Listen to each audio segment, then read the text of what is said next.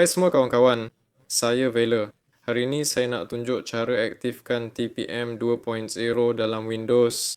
Pertama, pergi ke tetapan, cuba kemas kini Windows kalau ada, lepas tu cuba lagi. Kalau tak berhasil, kena masuk BIOS. Untuk tu, pergi ke menu mula.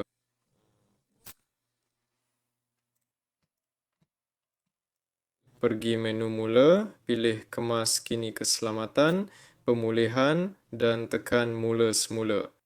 Masuk BIOS, cari tab Secure Boot, ikut jenis papan induk anda dan hidupkannya.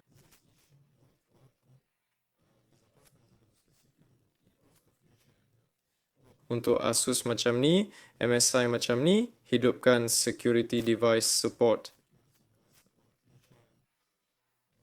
Nah, untuk gigabyte pula, cari TPM. Tekan dayakan, macam ni atau macam tu. Ada juga Secure Boot.